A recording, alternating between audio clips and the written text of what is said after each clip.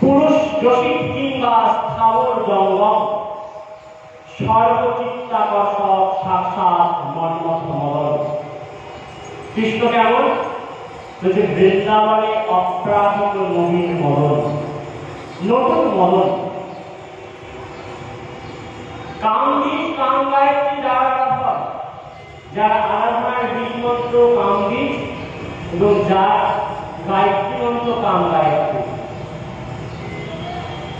পুরুষ রসিক কিংবা স্থাবর জঙ্গম, সে পুরুষ হোক, রসিক মানে নারী, নারী হোক, স্থাবর হোক, জঙ্গম হোক, যেমনই হোক, সর্বচিত্ত আকর্ষক সাক্ষাৎ মন্মথ মদন।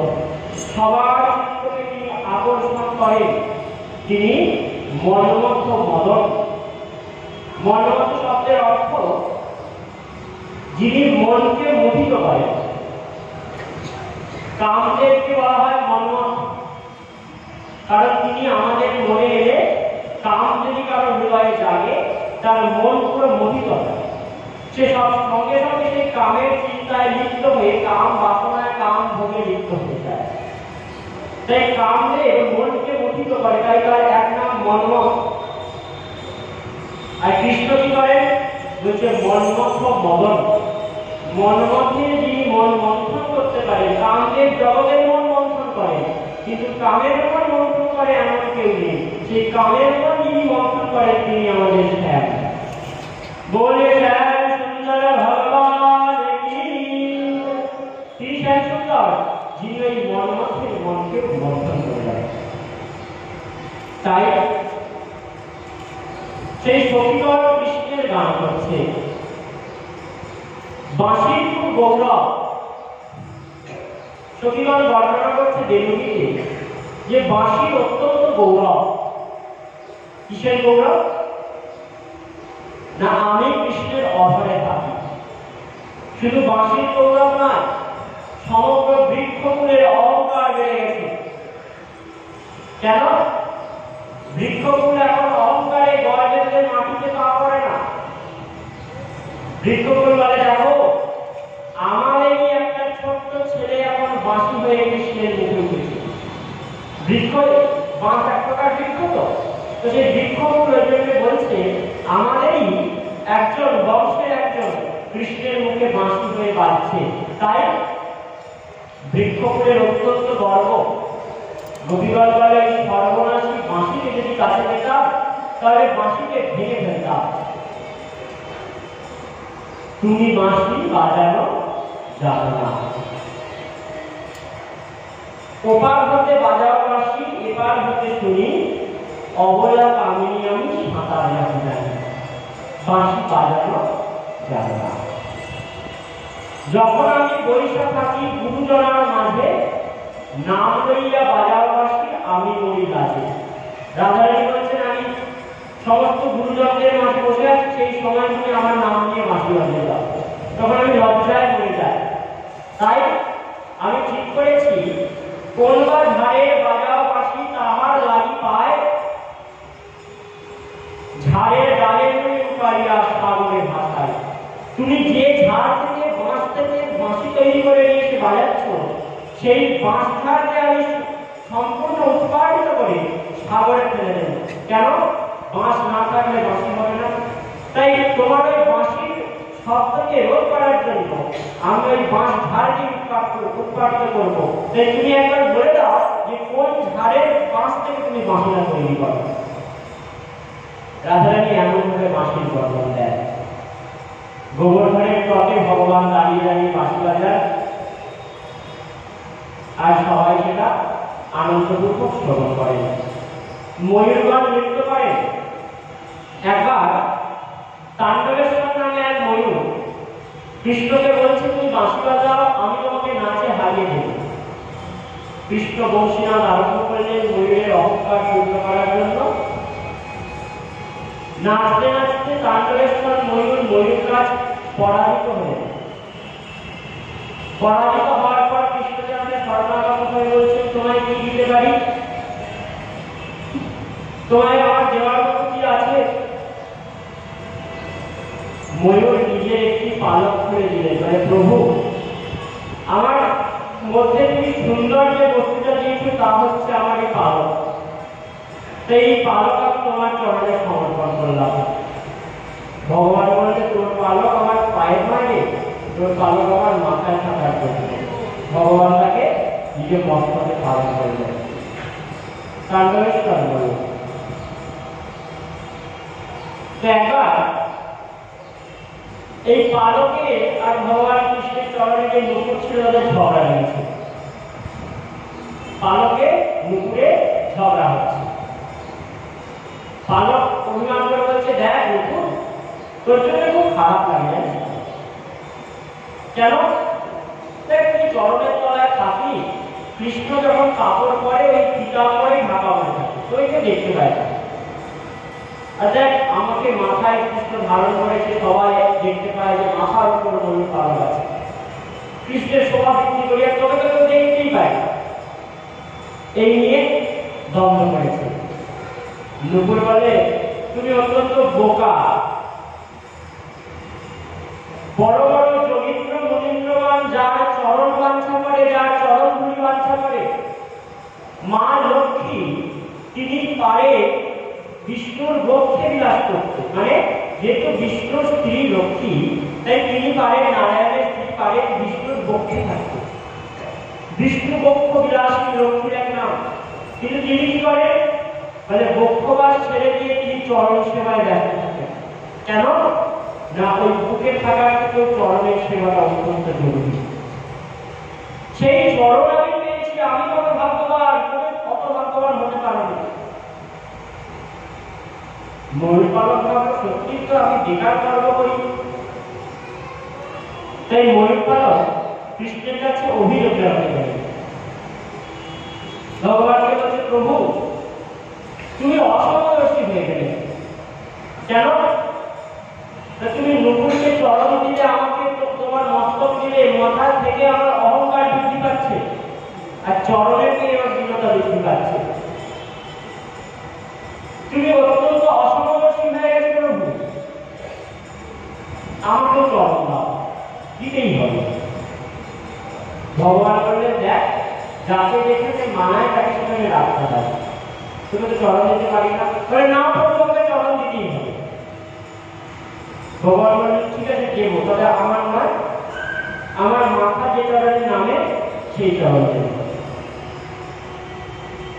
সেই দুজনের ঝগড়া থামানোর জন্য আরো দুটি ঝগড়া হল, কাটার মধ্যে রাধা আর কৃষ্ণের মধ্যে। ময়ূর আর পালক আর মুকুটের ঝগড়া থামাবার জন্য রাধা কৃষ্ণের ঝগড়া আরম্ভ হল। রাধারানী চন্দ্রাবলী কুঞ্জ থেকে, ভগবান কৃষ্ণচন্দ্র চন্দ্রাবলী কুঞ্জ থেকে আসছেন সকালবেলায়, ভোরবেলায় উল্টো পাল্টা করে সাজিয়েছেন চন্দ্রাবলী বিপক্ষাপক্ষী। রাধারানী দূর থেকে দেখেছেন যে চন্দ্রাবলী কুঞ্জ থেকে কৃষ্ণ আসছেন, তাই মানিনী হয়ে বসছেন, বাম্যতা দুর্জয় মান, যে মান ভাঙার নয় সেই রকম মানিনী হয়ে রাধারানী বসছেন। কৃষ্ণ চেষ্টা করছেন কিভাবে সেই রাধের মান ভাঙানো যায়, অনেক চেষ্টা করলেন। সাম দাম দণ্ড ভেদ সমস্ত ক্রিয়া, প্রথমে সাম সমান, রাধে দেখো তুমি আমি সমান, তোমার আমার মধ্যে কোনো ভেদ আছে, তুমি কৃপা করো ভাই আমার সঙ্গে কথা বলো, নাহলে আমার প্রাণ মারতে। তুমি যদি আমার সঙ্গে কথা বলো তাহলে কি করবো জানো, তোমার কাছে আমি সারা জীবন থাকবো। দেখলো রাধারানীর দুর্জয় মান স্বামীকে যাচ্ছে না, দাম কিছু দিতে হবে। কি দেব, রাধে তুমি যদি আমার সঙ্গে কথা বলো তাহলে আমি তোমাকে আমার এই বাঁশিটা উপহার দেব। দেখলো তাতেও মান যাচ্ছে না। চাহ চাহ চাহ রায় চাহ মুখ তুলি, তুমি একবার মুখ তুলে তাকাও, পরশিতে চাহি তোমার চরণের ধুলি।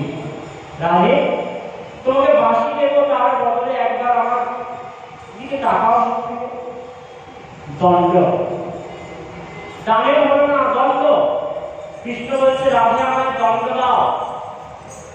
কি দণ্ড দেবে? না আমাকে বেঁধে ফেলে, তারপরে তীর মারবে। কি দিয়ে মারবে? বলে আমাকে তো বাঁধার জন্য অন্য কোনো দড়ি নেই, তোমার এই দুটো ভুজো লতা দিয়ে আমাকে বেঁধে ফেলে, অর্থাৎ আমাকে আলিঙ্গন করে ধরে। দেখো কত সুন্দর কৃষ্ণের বুদ্ধি। বলে দণ্ড দাও। কিরকম দণ্ড? তোমার এই ভুজো লতা দিয়ে আমাকে বেঁধে ফেলে, বেঁধে ফেলে। আর কোন তীর মারবে? না তোমার দৃষ্টিরূপী কুসুম স্বর আমার উপর নিক্ষেপ করো। তুমি যে আমার দিকে তাকাচ্ছ না, মাটির দিকে তাকিয়ে বসে আছো, ওই চোখটা তুলে একটা তাকাও। তার ফলে কি হতে পারে? এত ক্রোধে ক্রোধান্বিত ভানুরথী আলী, নীলকে লাল করো তুমি ওগো আমার প্যারি। তুমি রেগে গিয়ে নীলকে লাল করে দিচ্ছ। তোমার অঙ্গের যে আভূষণ নীলকান্ত মণি পড়েছো তুমি, সেই নীলকান্ত মণি রাগের ফলে তোমার অঙ্গ স্পর্শ পেয়ে সেও লাল হয়ে যাচ্ছে। তাই আমার সবাই কালো বলে তো, তুমি যদি একটা চোখ করে আমার দিকে তাকাও তাহলে কি হতে পারে যাবে ভাই? তোমার ওই চোখের দৃষ্টিতে যদি নীল লাল হতে পারে, তাহলে আমার এই কালো বরণ ঘুচে গিয়ে গৌর হলেও হতে পারে। বলে এইভাবে রাধারানীকে অন্যায় করতে সাম দাম দণ্ড ভেদ। কৃষ্ণ বলে তুমি আর আমি সমান রায়, তোমার আমার মধ্যে কত কথা। এসো রায়, তোমার চরণটাকে আলতা দিয়ে সাজিয়ে দিই।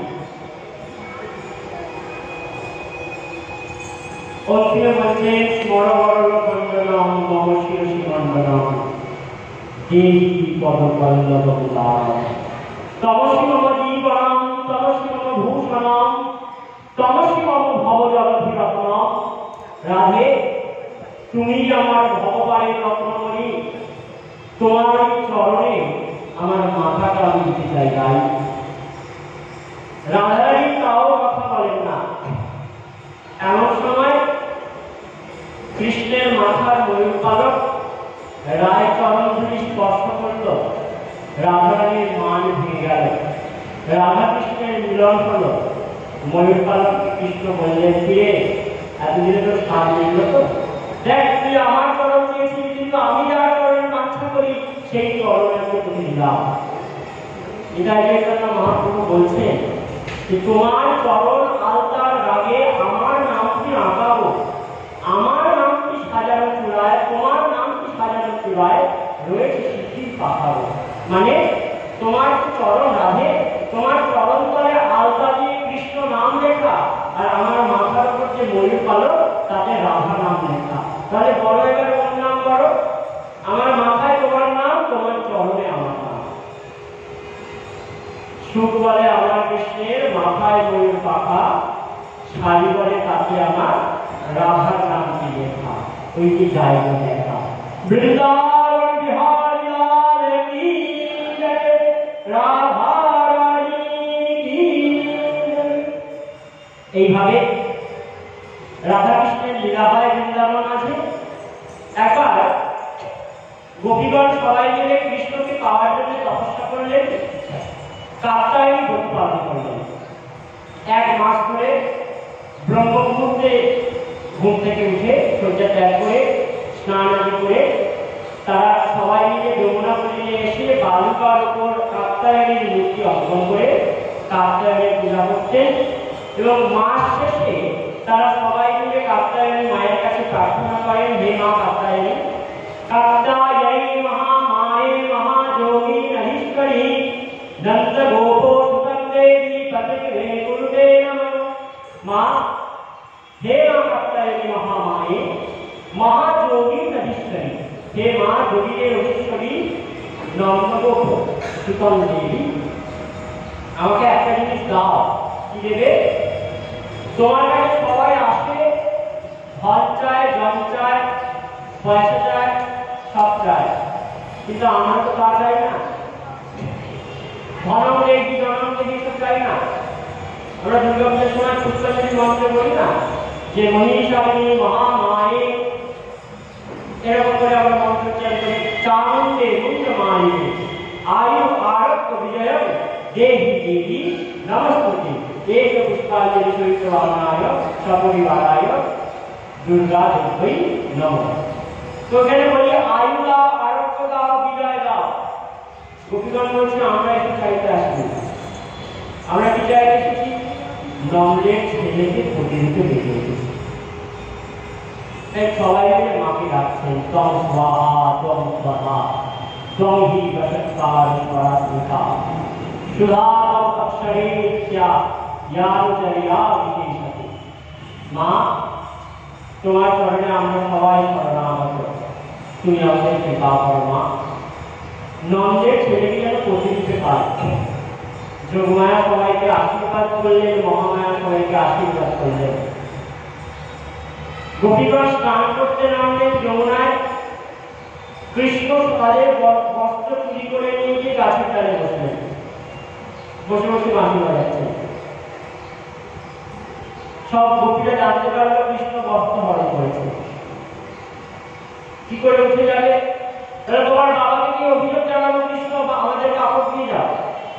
তোমরা যদি যেতে পারো যাও না, তোমার বাবার কাছে যেতে পারবে, আর আমার কাছে কাপড় নিয়ে যেতে পারবে না। যদি বাবার কাছে যাওয়ার ক্ষমতা থাকে তাহলে আমার কাছে এসে কাপড় নিয়ে যাওয়ার ক্ষমতা চলে তাহলে আরে আমরা যে নগ্ন অবস্থায় নিয়েছি তাহলে কি করে তোমার কাছে যাবো? কৃষ্ণ বললে আমি তো যেতে পারবো না, আমি গাছের ডালে বসে আছি। এই সব গোপীরা কি করলে অন্তিমে নিজের লজ্জা নিবারণের জন্য নিজের বক্ষ হাত দ্বারা আচ্ছাদন করে কৃষ্ণের কাছে এলেন। কৃষ্ণ বলছেন তোমাদের পাপ হয়েছে, অপরাধ হয়েছে। কি অপরাধ? তোমরা 1 মাস ব্রত করেছো, কিন্তু জানো না যে এই কার্তিক মাস, অঘ্রাণ মাস, এই সমস্ত মাসগুলিতে জলের মধ্যে বরুণদেব বাস করেন। তাই জলেতে একদম দিগম্বর অবস্থায় স্নান করা উচিত নয়, নগ্ন অবস্থায় স্নান করা উচিত নয়, স্নান করলে পাপ হয়। তাই তোমরা তোমাদের পাপের জন্য যদি প্রায়শ্চিত্ত করো তাহলে তোমাদের কাপড় তোমরা পাবে। কি প্রায়শ্চিত্ত? সূর্যদেবকে জানাও, 2 হাত করে যদি সূর্যদেবকে প্রণাম করতে পারো তাহলে তোমাদের সব পাপ চলে যাবে। গোপীগণ মনে মনে চিন্তা করছে হাত তুললে তো আমাদের অঙ্গ পৃষ্ঠ দেখে ফেলবে, তখন লজ্জা হয়েছে তাদের মধ্যে। কৃষ্ণ মনে মনে ভাবছে তোমরা আমাকে যোগমায়ার কাছ থেকে আমাকে চেয়ে নিয়েছ, কিন্তু আমার কাছে আসার আগে আমার সঙ্গে এক না হওয়া পর্যন্ত হয় না। এক তত্ত্ব বস্ত্র হওয়ার জন্য যাত্রা ব্যাপার নয়। আমরা খুব সাধারণ ছেলে মেয়ের কথা ভেবে ফেলি যে একজন নারী একজন পুরুষ।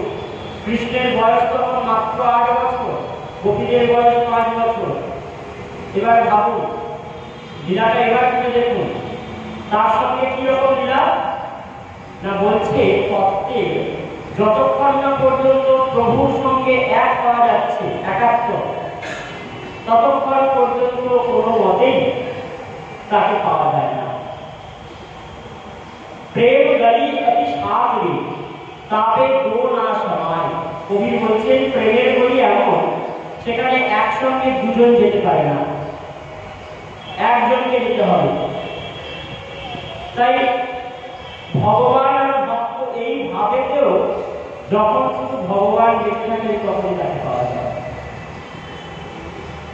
শুধু তুমি যখন বেঁচে থাকে জ্ঞান মার্গে শুধু আমি, হয় আমি বেঁচে থাকবে নাহলে তুমি বেঁচে থাকবে, যে কোনো একজন। ब्रह्म नहीं, माया नहीं, जीव नहीं काल, अपने उसकी ना रहे एक रहे नंदलाल। নিজের কথা ভুলে যায়, শুধু একজন ভগবান কৃষ্ণ থাকে। নিজেকে তিনি বলে মনে হয়, তখন কি হয় লীলা। তাই কৃষ্ণ বলছে আমি আর তোমরা যদি একই হও তাহলে নিজের কাছে নিজের লজ্জা কিসে, তাই না? নিজের কাছে নিজের লজ্জা কিসে? গোপীগণ বলল প্রণাম যদি করতে হয় সূর্যের কাছে কেন করবো, তোমার কাছেই করবো। গোপীগণ নিজেদের সমস্ত লজ্জা কৃষ্ণ চরণে তিলাঞ্জলি দিয়ে অর্পণ করলেন।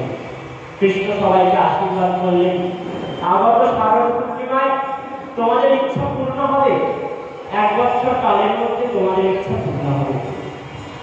তাই হলো এদিকে পরবর্তীকালে নন্দ মহারাজ একবার একাদশী ব্রত করলেন।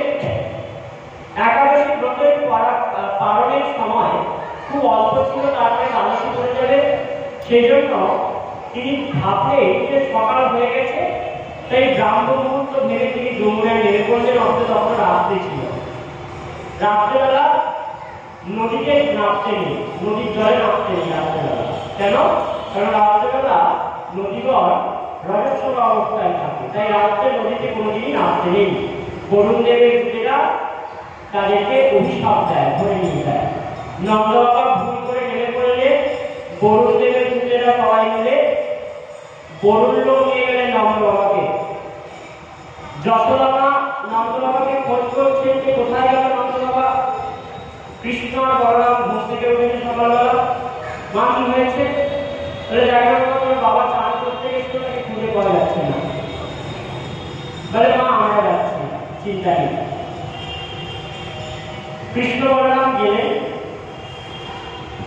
যমুনার মধ্যে ঝাঁপ দিলেন, সোজা বরুণ লোক অব্দি গেলেন। বরুণ লোকে যেতেই বরুণ দেব সামনে এসে হাজির। আরো সব থালা নিয়ে দাঁড়িয়ে আছে। বলে বরুণ, আমাদের বাবা কোথায়? বলে আপনার বাবাকে আমি সিংহাসনে বসিয়ে দিয়েছি, ভুল করে আমার দূতেরা ধরে নিয়ে এসেছিল, আমি সিংহাসনে বসিয়ে দিয়েছি। ছেড়ে দিয়ে গেল। বলে প্রভু, তোমার ভক্তকে ছেড়ে দিলে তো তোমাকে পেতাম না, তাই তোমাকে পাওয়ার জন্য তোমাকে এই বরুণ লোকে আনার জন্য তোমার বাবাকে বসিয়ে রেখেছি প্রভু। বরুণদেব ভগবানের পুজো করলেন নন্দ বাবার সামনে। অন্তিমে সমস্ত বস্ত্র আদি আভূষণ আদি উপহার দিলেন। বরুণ লোকে বরুণ দেবের সেবা গ্রহণ করে কৃষ্ণ বলরাম নন্দ বাবাকে নিয়ে যমুনার নদী থেকে বেরিয়ে এলেন। সবাই নন্দ বাবাকে পেয়ে আনন্দে আত্মহারা। আর কৃষ্ণের সখারা বলে, সখা কি হলো এটা? কানাই কি হলো এটা? কেন কি হয়েছে? বলে বাবা এলো পুরো ভিজে কাপড়ে, আর তুই আর বলরাম তোরা দুজনেরই শুকনো কাপড়ে কি করে হলো? জলের মধ্যে থেকে উঠলি আবার শুকনো, কি করে সম্ভব এটা? কৃষ্ণ বলে, তোরা কি জানিস তো আমি ভগবান বলে? তোরা কি জানিস তো আমি গোলকপতি কৃষ্ণ বলে? সব সখারা মুখে কাপড় চাপা দিয়ে হাসতে আরম্ভ করেছে। হাহা করে হাসতে সখারা। হাসিস কেন? বলে দেখ, নন্দের বেটা গোয়ালার বেটা নিজেকে ভগবান বলছে, তোর কথা শুনে হাসছি আমরা। তোরা সত্যি ভাবিস না আমি ভগবান? বলে না, আমি ভগবান বলে কি হবি? বলে প্রমাণ চাস? বলে হ্যাঁ তাই, প্রমাণ দে। কি প্রমাণ চাস? না আমাদেরকে তোর বৈকুণ্ঠ লোক দেখা। যদি বৈকুণ্ঠ দেখাতে পারিস তাহলে বুঝবো তুই ভগবান। কৃষ্ণ বললেন ঠিক আছে চল। ব্রহ্মপুত্রের জলে এবার ডুবতে সব সখারা জয় কানাই করে ডুব দিলেন। যখনই ডুব দিয়েছেন দেখলেন উঠলেন গিয়ে বৈকুণ্ঠ ধামে। সবাই চারটে হাত শঙ্খ গলাবদ্ধ, শ্যামল বরণ শান্তাকারম ভুজগশয়নম তৎপনাভম শ্রেয়সম। অপূর্ব সবাই রূপ, কিন্তু রূপ হলে কি হবে? সবাই মুখগুলো যেন বাংলার মাছের মতো হয়ে আছে, গোমরা মতো হয়ে আছে। সবাইকে দেখতে দেখতে যাচ্ছে। তারা সবাই মিলে সকাল বলছে, সবাইকে দেখে বেশ ভাবছি যে এরা আমাদেরকে অভিবাদন করবে, আমাদেরকে ডাকবে। সবাই সমর্থিত ভাবে কথা বলছে, তোমরা কে? এরা বলছে সুস্বাগতম প্রণাম। তারা সমর্থিত ভাবে বলছে তোমরা কে? মুখ দেখে এমন মনে হচ্ছে যে তারা বুঝতেই পারছে না যে এরা কি একটু ভালো থেকে চলে এলো, কারণ বৈকুণ্ঠে তো সবাই চাওয়া। এইরকম করে যেতে যেতে যেতে যেতে বৈকুণ্ঠের মধ্যে দেখলে এক জায়গায় ভগবান নারায়ণ বসে আছেন। মানে এই দেখ দেখ, এই লোকটাকে দেখতে এত বলে কানাইয়ের মতো না?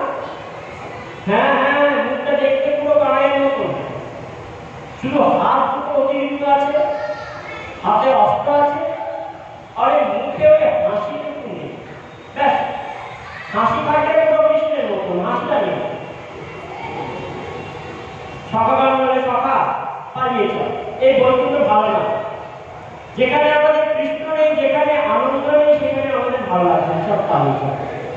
সবাই আবার জয় গানে করলেন, সঙ্গে সঙ্গে বৃন্দাবনে চলে গেলেন। সকাল দেখে এলি আমার বৈকুণ্ঠ নাম দেখে এলি, ওটা তোর বৈকুণ্ঠ, তখন তো আরেকজন বসে আছে। তুই যতবার মিথ্যে কথা বলিস, যা তা বলিস। সকাল মানতেই চাইলেন না যেটা কৃষ্ণ ভগবান বলে। এই হচ্ছে ভগবান লীলা, এই হচ্ছে ভগবান প্রেম। প্রেমে কি হয় না, ভগবানকে কেউ ভগবান বলে মানি না। সব কিছু দেখলেও তারা মানে না যে ইনি ভগবান, ইনি আমাদের নিত্য পরম প্রিয়তম হৃদয়ের বস্তু। এর নাম প্রেম, এর নাম ভালোবাসা। যেমন রাষ্ট্রপতির নাতি যদি ভাবে আমার দাদু রাষ্ট্রপতি, তাহলে কি তার সাথে দেখা করতে পারবে না, তার কাঁধে উঠতে পারবে। যখন ভাবে এটা রাষ্ট্রপতি না, এটা আমার দাদু, তখন তার কাঁধে উঠতে পারবে।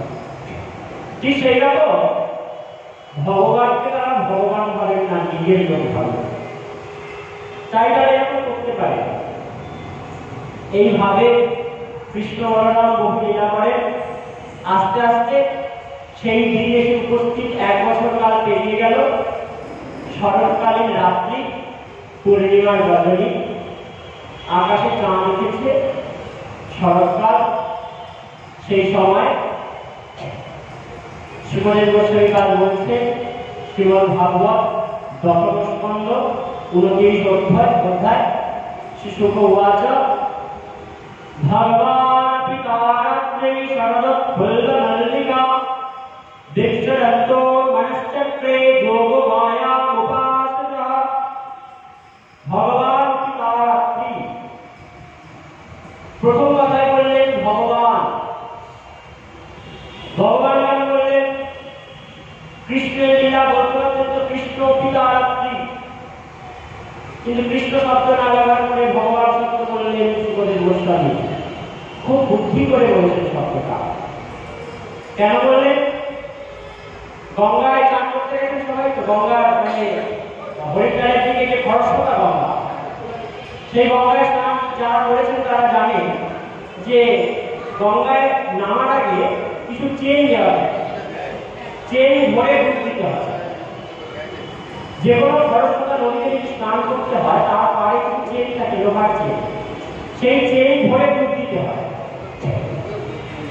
তাই চেন ভরে যদি না ডুব দেওয়া হয়, তাহলে কি হতে পারে? তলিয়ে যায়। এমনই স্রোত নদী যে মানুষ তলিয়ে যেতে পারে। সেই জন্য চেনটাকে ধরে রেখে জলের মধ্যে ডুব দেয়। ঠিক সেই রকম এই রাসলীলার এমন স্রোত যে সমস্ত জীব হারিয়ে যেতে পারে এই লীলার মধ্যে, যদি এই ভগবান নামক বইটাকে না ধরে থাকে। যে লীলাটা ভগবানের লীলা, এইটা যদি না মনে থাকে, তাহলে প্রাকৃত বুদ্ধি হয়ে যেতে পারে যে সাধারণ একটা নারী পুরুষের লীলা মনে হতে পারে। সেই জন্য বলছে ভগবান অতি তার রাত্রি।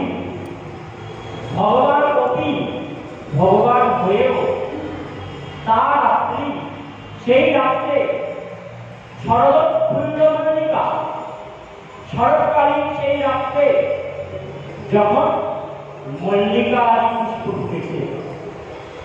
মল্লিকা ফুল কখন হয়? শরৎকালে। মল্লিকা ফুল বসন্তকালে। মল্লিকা, মালতী এরা সব বসন্তের ফুল, কিন্তু ভাগবত বলছে শরদোৎফুল্ল মল্লিকা, মানে শরৎকালে মল্লিকা ফুল ফুটছে। কি করে ফুটলো? না, এখন আর শরৎকালে কিন্তু শরৎ নেই।